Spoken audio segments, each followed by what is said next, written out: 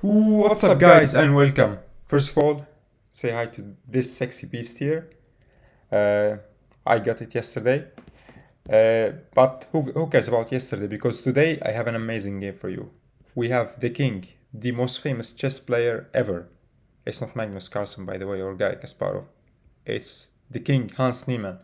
And in this game, he's playing an Indian player called Harsha, who's rated 2600. So he is quite a strong player, obviously, and he's, I think, as old as Hans, or maybe a bit older, like 1 year older or something.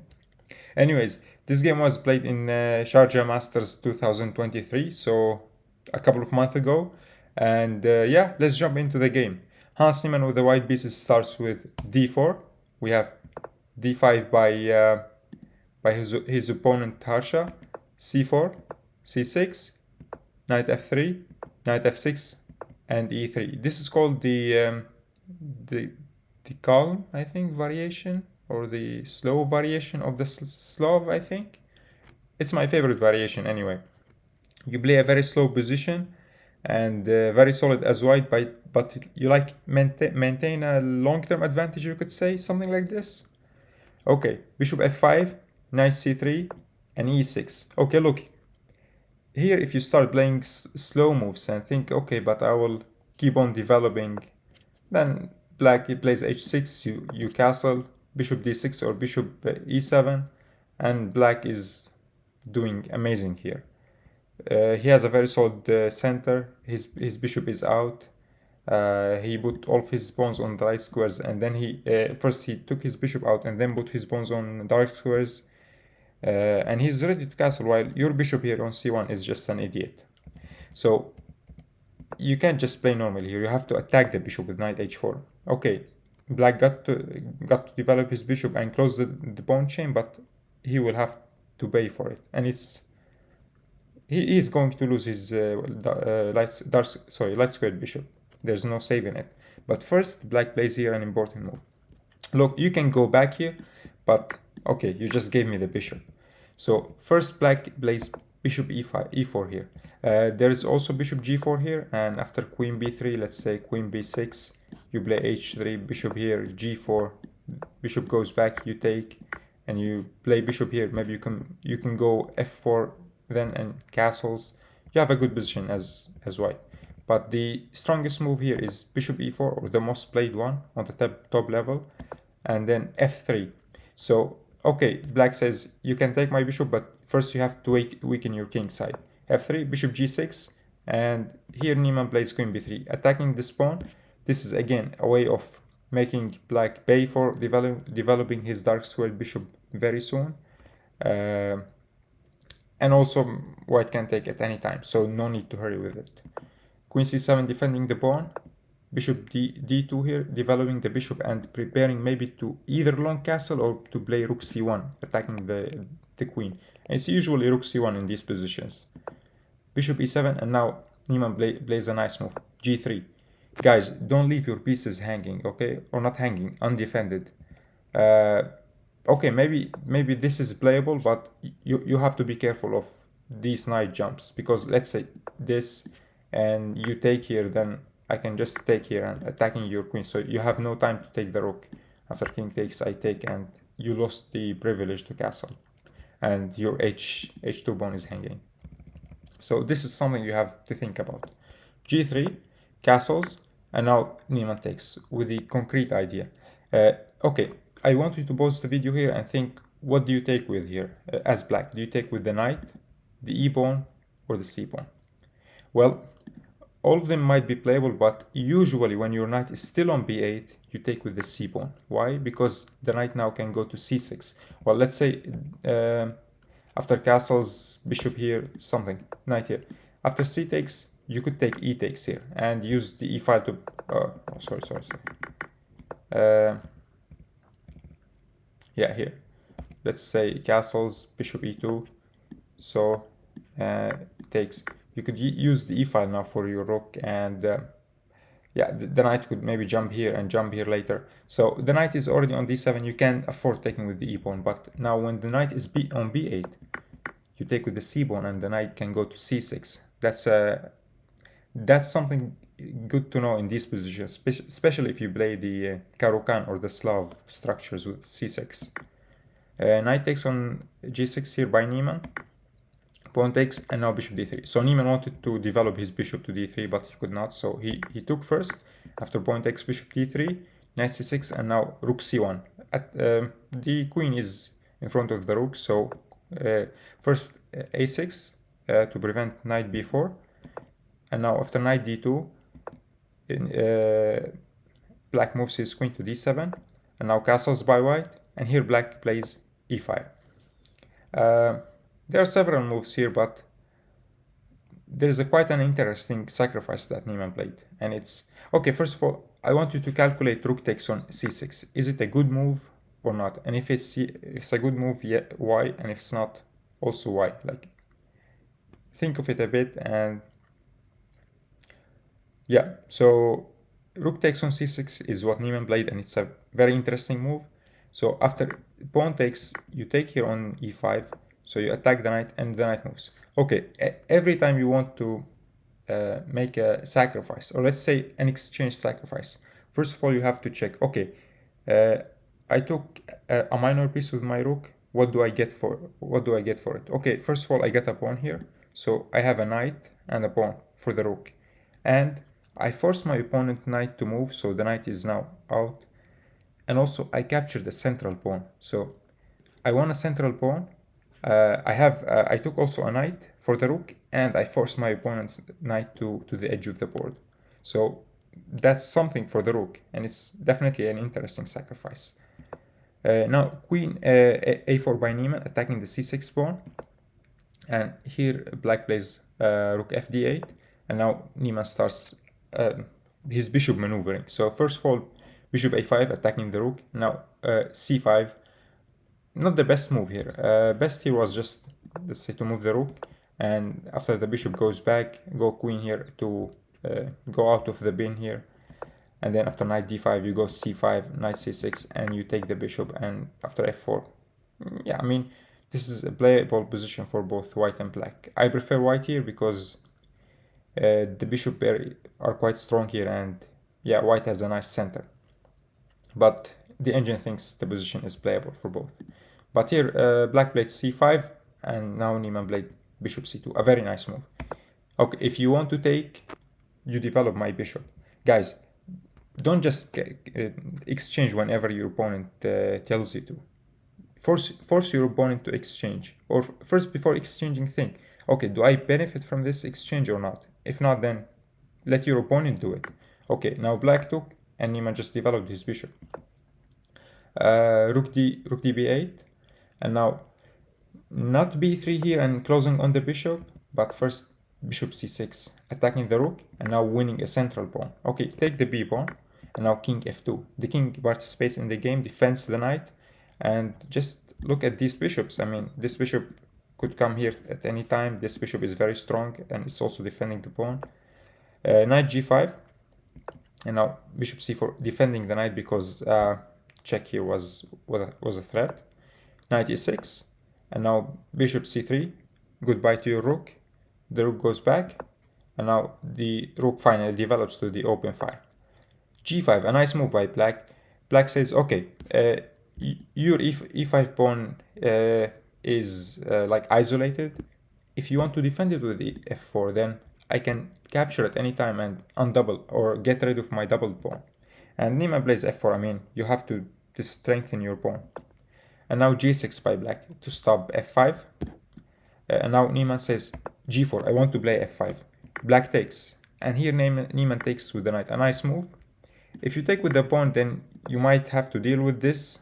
I don't know if it's good. I think it's playable immediately. I mean, takes.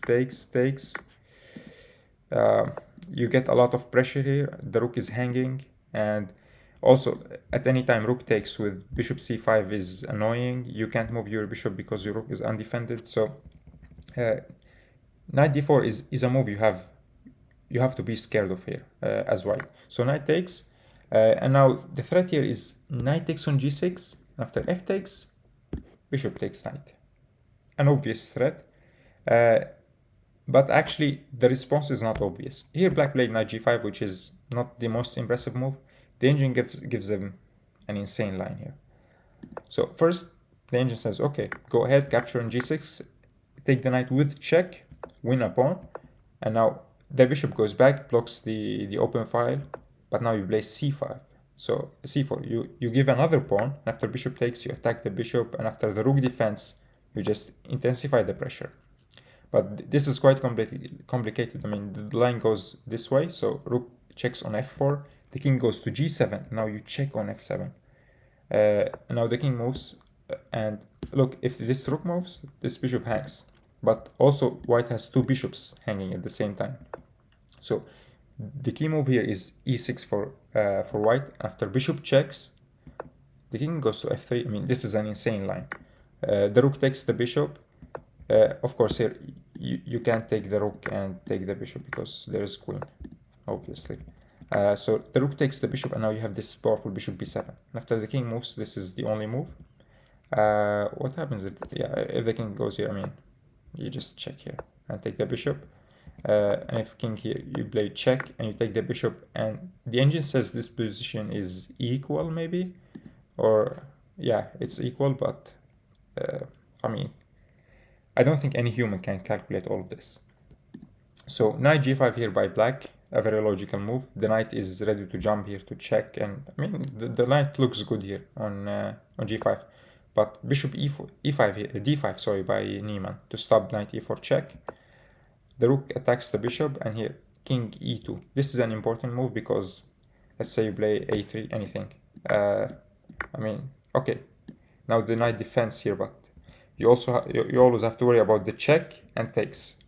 Maybe what do I play here? Let's see. Okay, no, not this. Not rook takes here, but let's say h3. What does the engine say? Okay, you check for. Okay, you check, and because the bishop is bent. So king e2 is a very precise move here by Neimann, and here king g7. Neimann here played h4, which is a decent move, not the best move. Rook f1 is better, and rook f1 indirectly attacks the f7 pawn. So once you have the rook on the f file, h4 becomes stronger because after the knight moves, you have too much pressure on the f7 pawn. But Neimann started immediately with h4. Now knight goes to e6, and bishop from c goes to a5, attacking the rook. Now you could maybe take here, but I mean, I don't know, after these traits, I don't know if you're gonna be happy or not. I mean, the king here moves. If you go back, then I can just take here. So you just trade down, and you lose your advantage. So bishop attacks the rook, and now rook takes. Black just could not withstand all of this pressure, and now if the rook moves away, now this, let's say maybe knight takes or bishop takes, this becomes stronger because the rook is attacked, and then I can just defend my pawn. So black was okay, I will just give him back the exchange, and hopefully I will be able to just hold this position. Rook b7 by black, trying to check on b2, and now g5. Neimann says, okay, you're not gonna take my h pawn. g5. Now the rook goes down to b1, trying to do something, maybe trying to go to h1 to attack the h4 pawn. Rook goes to d1 here by Neimann. Rook d7 was better, just attacking the bishop, and yeah, if the bishop, let's say, moves, you have this. So that was a bit more active, but Neimann is very confident with his endgame skills. So rook d1, rook checks on b2, rook d2, defending, and Neimann is very happy to go into a winning endgame here. Rook goes to b1, bishop c3, again, rook d7 was much better, but still Neimann has an advantage here. Rook h1, and now rook d7 is very strong. He finally plays it. King f8, and now bishop e1. The rook is boxed here I mean, there are no good squares for the rook. You can check here on h2, but I mean, I simply block, and it's not obvious where this rook is going, and the h4 pawn is now defended as well. So c5, trying to activate his pieces somewhere. I mean, this pawn was just stifling both his bishop and his knight. So c5. Here Neimann takes, and now rook c7, and the pawn is gonna go king e8, rook takes pawn, king d7, and now rook attacks the other pawn. And Neimann is just grabbing pawns. I mean, his opponent has nothing, and he's just taking all of his pawns. He tried a trick here, black. He played a5. Now you have to be careful. If you take with your rook, thinking, okay, I want to keep this pawn defended, then rook takes is strong, and check king, and you lose your rook. This, I think you could hold a draw here in this position because you have this outsider pawn. So maybe you can hold a draw, but no need for this. You are winning. Bishop takes. The rook also defends the h4 pawn, so you cannot grab it. Rook checks. King d2, d3. Sorry, the rook defends all of the pawns. King goes to c6, and now the bishop goes back to e1. A nice move. Bishop c5, and now the rook pins the bishop. And after king b6 here, Neimann plays a4, and black resigns. Okay, wait, why does he resign? First of all, he's down too many pawns. How many? 1, 2, 3 pawns. And let's say he plays something like rook h3 to attack the e3 pawn, then you just check with your bishop. Now, if king takes, you take the bishop with check. And let's say you take here, then I win all of your pawns. And there's an important thing. You can't take the h4 pawn because rook c4 is a winning endgame.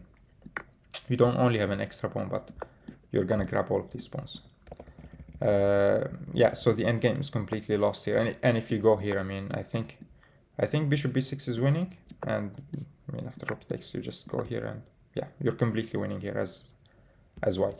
So after a4, Harsha resigned, and yeah, a very nice game by Neimann. I mean, this guy, he sometimes plays insanely good, and sometimes he just blunders like a beginner. But that's why we love him. I hope you enjoyed the game. Let's go back and check some of the important moments here. So let's see here. First of all, the exchange sacrifice. So Neimann took a knight, a central pawn, and he deflected his opponent's knight on f6 to the edge of the board. So that was decent compensation for the exchange. And also here the important c takes on d5.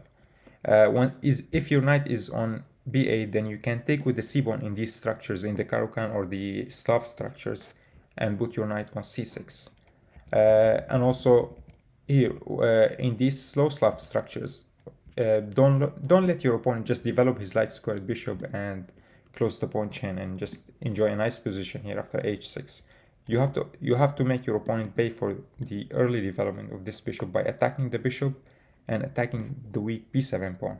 So this is an important thing to remember if you play d4, or if you play, let's say, knight f3 with e3 and d4, you're gonna face these structures a lot. This is a reverse London system, so it's good to know when to play actively and when to try to punish your opponent in the opening. So that was all for today. I hope you enjoyed. Like, share, subscribe, comment, all of them. I hope you enjoyed. See you in the next video, and bye.